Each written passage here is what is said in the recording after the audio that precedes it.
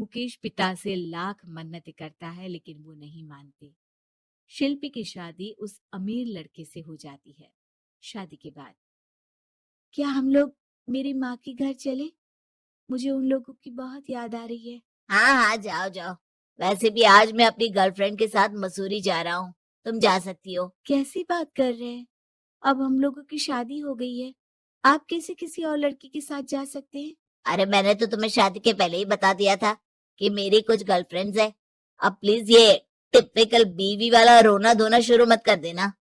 शिल्पी पिता के घर जाती है और माता पिता को सारी बात बता देती है। इतना गंदा इंसान निकलेगा, मैंने तो सोचा ही नहीं था।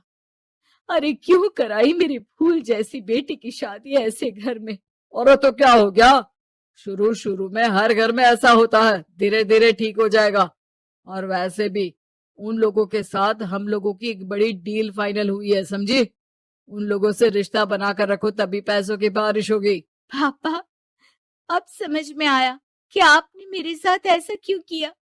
मुकेश आपके सामने गिड़गिड़ा कर गया कि वो मुझे बहुत खुश रखेगा, लेकिन आपने मेरी शादी एक ऐसे लड़के से करा दी जो किसी और लड़की से प्यार करता है और शादी सिर्फ समझौते के लिए कर रहा है। पापा, मैं जा रही हूँ, लेकिन इस घर में कभी पैर भी नहीं रखूंगी।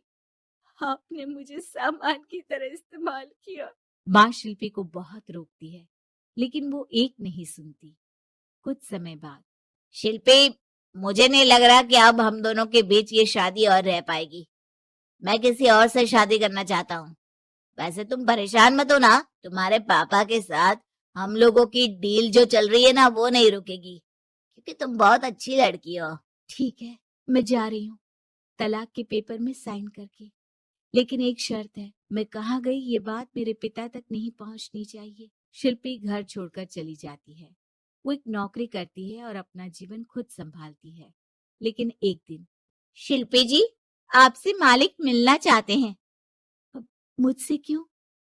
शिल्पी मालिक के कमरे में जाती है, जहां सामने मुकेश होता है। अरे आप, आपको देखकर बहुत खुशी हुई, बहुत बड़े आदमी बन गए। थैंक्स, पर तुम्हें नौकरी करने की क्या जरूरत पड़ गई? मैंने तो सोचा भी नहीं था कि तुम मेरी शिल्पी होगी। तभी वहां शिल्पी के पिता आ जाते हैं। शिल्पी, तुम्हारे बारे में माँ से पता चला। घर चलो बेटा, मुझे माफ कर दो। मुकेश, मैं यहाँ अपनी कंपनी के काम के लिए आया हूँ।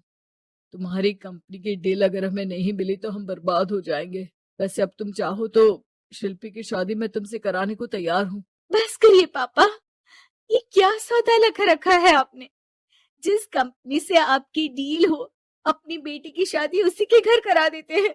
शिल्पी मुकेश से माफी मांगती है और वहां से जाने लगती है कि मुकेश उसे रोक लेता है। रुको शिल्पी, ये सब कुछ तुम्हारे लिए है। ये कंपनी, ये नाम सिर्फ तुमसे शादी करने के लिए ही खड़ा किया था। मैं आज भी तुमसे बहुत प्यार करता हूँ।